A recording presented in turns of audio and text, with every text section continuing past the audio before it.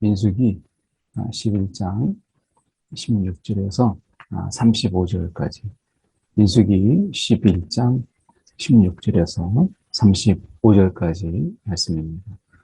오늘 말씀 통해서 저희가 본 것은 한 두 가지입니다. 하나는 70 장로를 세우는, 모세가 혼자 이제 감당한다 하는 이 부분 때문에 이제 짐을 덜어주기 위해서 70 장로를 세우는 그 부분 하나하고, 이스라엘 백성들이 고기를 좀 먹어봤으면 좋겠다. 그리고 애굽에서 값없이 먹었던 그런 음식들, 이게 값없이 먹은 게 아니고 노예로 있었으니까 어떻게 보면 가뭄에 콩 나듯이 어쩌다가 정말 인심 베푸는 것처럼 그렇게 먹었을 텐데, 그때 값없이 먹었던 것이 너무 기억난다. 그러면서 애굽 생활을 그리워하는, 이제 기억의 왜곡이죠. 그래서 이제 하나님께서 너에게 고기를 주겠다. 근데 한 달 동안이나 주겠다. 그래서 이 탐욕에 대한 말씀, 이 두 가지로 맞추게 되는데, 먼저 함께 말씀을 보겠습니다. 여호와께서 모세에게 이르시되, 이스라엘 노인 중에 내가 알기로 백성의 그 장로와 지도자가 될 만한 70명을 모아라. 그리고 회막문 앞에 이르러서 거기 함께 하라. 내가 강림하여 거기서 너와 말하고 내게 임한 영을 그들에게도 임하게 하리니, 이렇게 되어 있습니다. 그래서 너와 말하고, 이것은 이제 모세의 권위를 일단 세우는 것이고요. 그 다음에 내게 임한 영을 그들에게도 주겠다라고 하는 것은, 이때 이 성령의 역사는 오순절에 그 마가의 다락방에 이 성령이 강림하고 다르게, 그때 우리가 오순절에 임한 그 성령의 강림은 우리가 전적으로 우리에게 충만하게 하여서 어떤 능력뿐만 아니라 이 성품의 변화, 그래서 어떤 우리의 인격적인 어떤 변화를 통해서 우리의 성품까지도 우리가 이 변화되는 이런 어떤 전적인 변화라면, 이때 당시의 성령의 임함이라고 하는 것은, 이것은 어떤 직분을 감당하기 위해서, 그래서 그 일을 감당하기 위한 어떤 사명을 감당하기 위한 그런 영이었죠. 그래서 능력의 중심이라면, 이제 신약에 있어서 성령의 강림은 능력, 어떤 권능도 있지만 그 안에서 성령이 온전히 우리의 삶에 이 진정한 다스리는 자로, 성령의 충만이라는 말은 성령의 다스림을 의미하는 거니까, 성령의 온전한 다스림 속에서 이걸 이끄시는, 그래서 때로는 감정이 끌려다니지 않고 성령이 이끌림 받는 그런 전적인, 그리고 어떻게 보면 우리 가운데 전인격적인 이런 성령의 이 주도, 성령의 이끄심이죠. 그런 점에서 다르죠. 우리는 이 성령이 이끄시는 이 성화의 과정을 통해서 우리의 성품까지도 우리가 주님을 닮는 이런 곳까지 우리를 이끄시는데, 그때는 이제 우리가 보다시피 그 능력적인 그 일을 감당하기 위한 힘을 더하여 주시는 이런 것이 이제 차이가 좀 있어요. 그래서 내게 임한 영을 그들에게도 임하게 하리니, 여기서 보면 너와 함께 백성의 짐을 감당하고, 그래서 너 혼자 담당하는 것이 아니라 이제 너를 돕는 자들을 세우겠다라고 말씀하십니다. 그래서 하나님께서 또 혼자 감당하는 부분이 아니라 이제 하나님이 70명을 모아서 함께 할 수 있는 자, 이것을 친히 세우시겠다. 이렇게 말씀하신 거죠. 우리가 지금 교회에 그 어떤 사역들도 내가 누군가가 혼자 가는 것이 아니라 내가 각각의 또 하나님의 은사 속에서 특히 이제 신약의 교회에서는 특히 더 그러죠. 성령이 각각의 은사들을 주셔서 그 다양한 사역들이 교회 안에서 이루어지도록 하는 그 성령의 그 이끄심을 우리가 보잖아요. 그래서 너와 함께 백성의 짐을 담당하고 이렇게 말씀합니다. 그래서 혼자가 아니고 나누어서 할 수 있도록 이렇게 하는 것을 보게 됩니다. 혼자서 할 수도 없고요. 그래서 이 일을 우리가 같이 동역하는 이런 많은 동역자들을 세우시죠. 그래서 이 하나님께서 이 혼자 감당하지 않도록 그래서 이 부분을 약간 넘어가서 보시면 모세가 나가서 여호와의 말씀을 백성에게 알리고 70인을 모아서 장막에 이제 둘러 세웠어요. 과연 하나님께서 구름 가운데 강림하시고 하나님의 임하심이죠. 모세에게 말씀하십니다. 그래서 모세에게 말한 70장로에게 영이 임하는데 여기서 보면 그 영이 임하니까 그들이 예언을 합니다.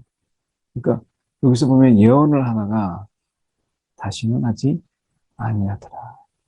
이것은 성령의 그 강림 속에서 성령의 체험이에요. 저 같은 경우도 성령이 저에게 이렇게 임하실 때, 저의 경험으로는 이 사람의 심령 속에 이게 예수가 계시는지, 예수가 없는지, 이거를 제 눈으로 보이게 하시더라고요. 그래서, 저분에게는 정말 예수가 계시는구나. 저분의 심령에는 예수가 없으시네. 그래서 뭐 겉으로 볼 때는 직분이 있는 것 같고 신앙생활을 잘 하는 것 같은데 제 눈에는 그 예수가 계시는지 아니 계시는지를 보게 하셨어요. 그게 길지 않았어요. 한 달 정도? 그런데 여기도 보면 그들이 예언을 하다가 다시는 하지 아니하였더라. 이렇게 말씀해요. 그 성령의 체험이죠. 성령의 경험. 내 속에 이제 영이 임하셨구나. 성령이 내게 임하셨구나라고 하는 것을 경험하고 그거에 확신을 갖게 하고 성령 역사가 이렇게 나를 주관하고 계시고 내가 보지 못했던 것을 보게 하시고 내가 말하지 못했던 것을 말하게 하고 이렇게 하는 이런 부분들 속에서 이제 그들이 이러한 예언을 경험하는 거예요. 이것은 이제 성령이 그들 가운데 임하셨다라고 하는 것을 알게 하는 이런 것이죠. 그래서 그렇게 예언하다가 다시는 하지 아니하였다. 이것은 성령의 체험이지 이 성령이 그들 속에서 예언자로 세운 것이 아니기 때문에 그렇죠. 예언이라고 하는 것을 통해서 성령의 경험 이것을 성령이 그들에게 임하였고 그들을 이끄시고 계시다라고 하는 것을 보이는 것이죠.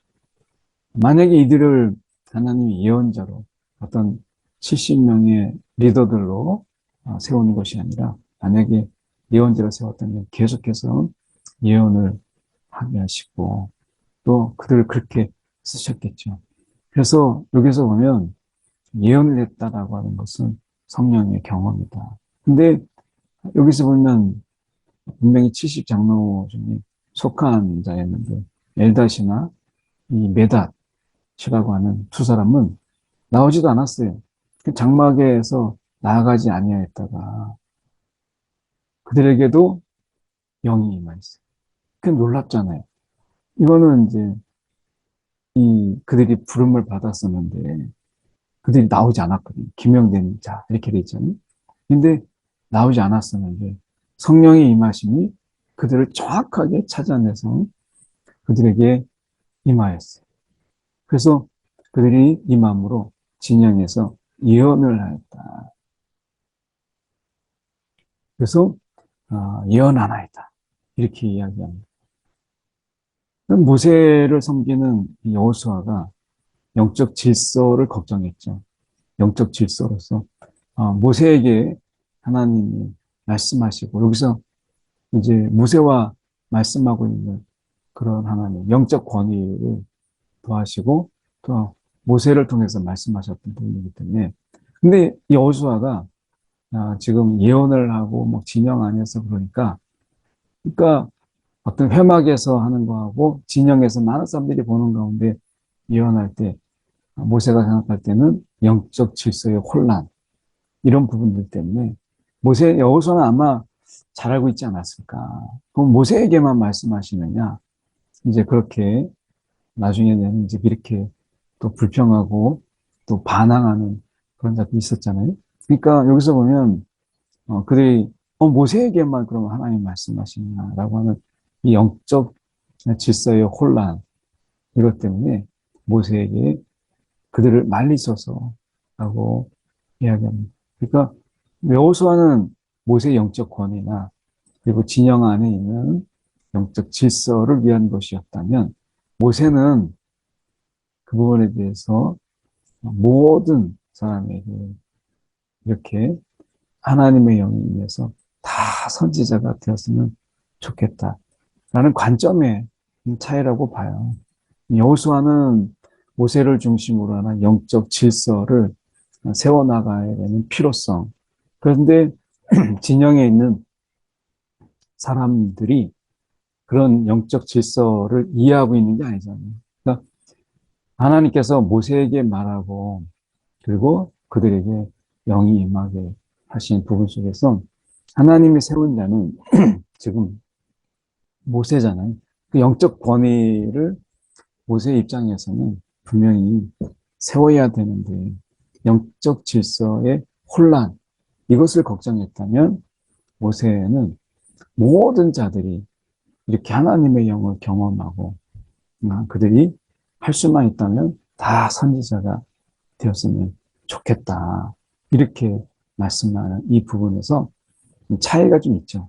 모세는 모두를 생각하는 입장에서 그런 경험들이 다 하나님을 경험했으면 좋겠다라고 하는 어떤 목회자의 입장이라면 여호수아는 이제 수종드는 자 입장에서 영적 혼란과 영적 리더십에 대한 어떤 도전 이런 부분들이 사람들의 마음을 아니까 여호수아는 지금 모세보다 사람들의 어떤 이야기들 그리고 사람들의 생각들 이런 것을 좀 더 접할 수 있잖아요.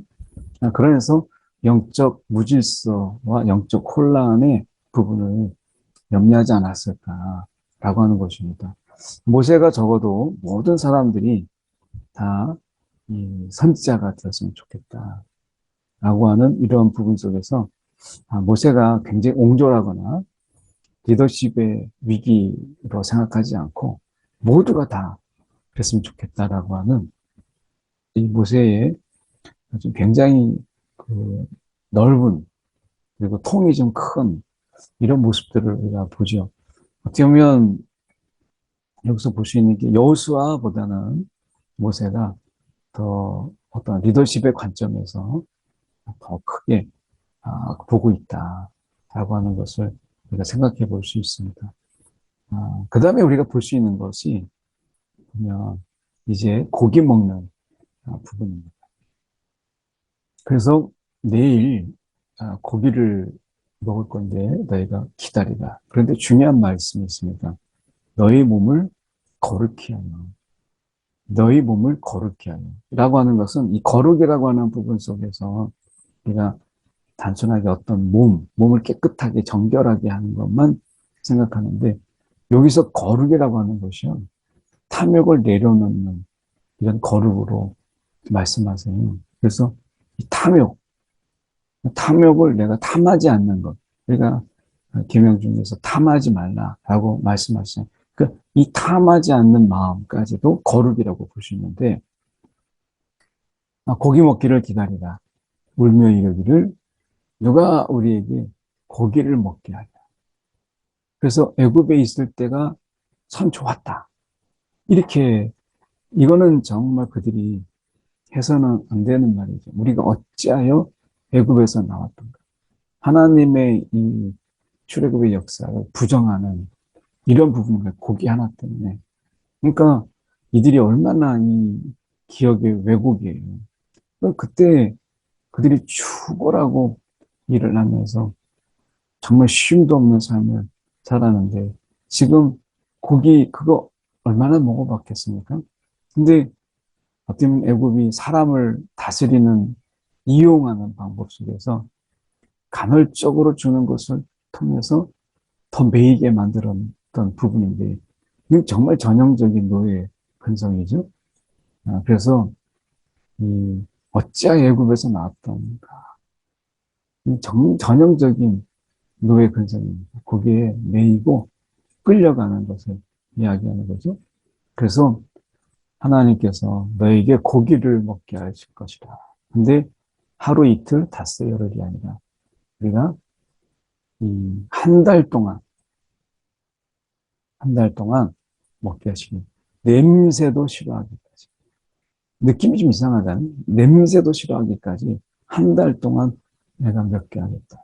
그러면서 말씀이 멸시하고, 하나님을 멸시하고, 하나님의 무용론이죠. 어찌 애굽에서 나왔던가. 그러니까 하나님은 필요도 없고 하나님을 막 멸시하고 이러는 거예요. 그러니까 하나님을 지금 뭘로 보는 거예요? 효용성의 가치. 하나님을 그들의 하나님으로, 그들의 하나님의 백성으로 자신들을 여기는 것이 아니라 하나님을 정말 그들이 섬겨야 되고 경배해야 될 그러한 존귀하신 분으로 여기지 않고, 지금 뭐예요? 여호와를 멸시했다라고 하는 것은 효용가치. 야, 애굽에서 우리가 바로 이 애굽에서 나왔던가라고 하는 것은, 지금 인간의 그 바로는, 애굽의 그 바로는 파라오죠. 그 바로는 살아있는 태양신의 아들이거든요. 그 신의 아들이죠. 근데 그 바로가 우리 가운데 먹게 했던 그 애굽, 바로도 우리 가운데 고기를 먹게 하는데, 하나님이라고 하는 분이 우리를 그 애굽에서 나오게 했던 그분이 우리를 고기를 못 먹게 하는가? 라고 하는 이런 멸시가 섞여 있는 거죠. 그러니까 하나님은 어떻게 바로와 비교를 해요? 이거는 말이 안 되는 거죠. 바로는 그냥 인간일 뿐이고, 한 시스템 안에서 그가 왕으로 추앙받지만 결국에는 그가 그냥 사람이거든요. 근데 하나님과 비교하면서, 야, 바로는 고기를 줬는데 하나님은 뭐냐, 이렇게 하니까 이게 멸시죠. 그야말로. 그래서 하나님께서 이것은 그들에게 임하는, 하나님이 이거는 벌이에요. 상이 아니고 벌입니다. 고기를 그들에게 한 달 동안 먹게 한다라고 하는 것은 벌입니다. 이들이 이걸 눈치채지 못한 거예요. 이건 벌로서 하나님의 진노 속에 임한 것이고, 모세가 지금 60만, 전체가 장정이 60만이니까 남자만 세고 어린아이와 여자는 세지 않으니까 60만이다. 그러면 뭐 나이 든 사람도 다 포함해서 우리가 본다면 지금 우리가 나이 연세 많으신 분들, 그리고 여자들, 그리고 아이들 다 합치면 200만, 적어도 250만 이렇게 보거든요. 근데 그것을 한 달 동안이나 이 고기를 내가 주어서 먹게 하겠다, 이렇게 얘기하니까 양떼나 소떼를 잡아도 부족하고 그 바다의 모든 고기, 야, 이거는 너무 과장이죠. 바다의 모든 고기를 모은들 조카리니까. 근데 하나님께서 그에게 말씀합니다. 모세에게, 여호와의 손이 짧으냐? 여호와의 손이 짧으냐? 하나님을 너가 그렇게 제대로 알지 못하느냐? 너가 지금까지 경험하지 않느냐? 홍해 바다를 가르고 지금까지 만나를 내리시고 200만 명이 먹을 수 있는 그 엄청난 만나를 하나님이 죽게 하신 것을 너가 알지 못하느냐? 라고 하는 것이죠. 그래서 지금 모세가 이야기하고 있는 하나님의 이런 부분은 금방 하나님께서 막 홍해 바다를 가르치고 한 부분들, 만나를 먹게 한 부분들을 자꾸 잊어요. 왜냐하면 사람은 문제 중심이거든요. 어떤 문제 속에서 그 하나님을 제대로 보지 못하면 문제 안에 갇혀버리는 이런 것이에요. 지금 백성에게 고기를 먹을 준비하라. 그런데 너희가 몸을 거룩히 하라. 라고 하는 것은 너희의 탐욕을 제하라. 너희 안에서 탐욕을 제하라. 이렇게 지금 말씀하신 건데, 그들이 이 말씀, 고기라고 하는 것에 꽂히니까 이것을 놓친 거예요. 우리가 하나님 말씀을 들을 때 내가 듣고 싶은 말씀만 딱 듣고 하나님이 지금 말씀하시는 본질적인 부분을 보지 못하는 경우가 너무 많죠.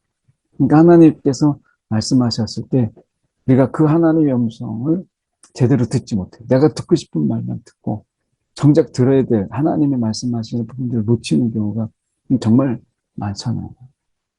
지금 그래서 이 몸을 거룩히 하라라고 하는 것은 이 부분에서 굉장히 중요한 이 말씀이거든요. 그런데 그렇지 못했어요. 오늘 우리가 모세조차도 이렇게 마치 제자들이 이 많은 사람들이 있을 때 오병이의 기적과 칠병의 기적을 이야기할 때처럼 이렇게 많은데 우리가 빵을 어디서 사면 막 이렇게 이야기했던 것과 거의 흡사하잖아요. 그러니까 우리는 우리의 생각 속에서 우리의 문제 속에서 하나님을 제한하고 그리고 그분의 능력을 제한하는 이런 부분들을 보게 돼요. 지금 정말 우리가 다스려야 될 부분이 있다면 우리의 탐욕을 절제해야 될 부분인데 지금 이스라엘은 그렇게 하지 못했고 오히려 이 하나님을 알고 그리고 하나님을 생각하는 일에 있어서는 절제함이 필요 없어요. 그분은 모든 게 가능하니까. 그런데 오히려 절제될 것은 이제 탐욕이건데 이것을 지금 그들이 제대로 하지 못하고 있는 거죠. 바람이 이 여호와에게서 나와서 바다에서부터 메추라기를 몰아서 진영 사방으로 이렇게 돼 있습니다. 그래서 진영의 그 사방으로 메추라기가 날아와서 죽게 됩니다. 메추라기는 한 3, 4월 정도의 수단이라고 하는 아프리카에서 이제 북유럽으로 날아가는 일종의 철새인데 이 메추라기는 바람을 따라 이렇게 날아가는데요. 이 바람에 역풍이 불거나 또는 다른 바람이 이제 불면 이 바람의 저항을 이기지 못하고 그냥 땅에 쑤셔 박히는 이러한 특성을 가지고 있어요. 메추라기가. 그 바람을 따라 내가 이 아프리카 남수단에서 이제 북유럽으로 날아가는 철새인데 그 바람을 따라가는데 다른 역풍이 불거나 다른 바람이 와서 그들을 치면 이들은 힘이 없어서 땅에 곤두박질을 합니다. 그러니까 지금 바람이 여호와에게서 나와서 바다에서부터 막 휘몰아치는 이 메추라기들이 정신이 없죠. 그래서 땅에 막 쑤셔 박히는 거예요. 바람의 힘을 이겨낼 수 없으니까 그 바람의 힘을. 근데 그 지면 위에 어느 정도까지 내렸느냐? 2규빗. 이것은 손에서 이제 팔뚝까지가 사람의 한 규빗이니까 한 90 정도 돼요. 그 이상 90 전후가 되는 거예요. 그만큼 두께로 우리가 거의 1m 가까이 되는 온 지면에 그렇게 메추라기가 떨어진 거예요.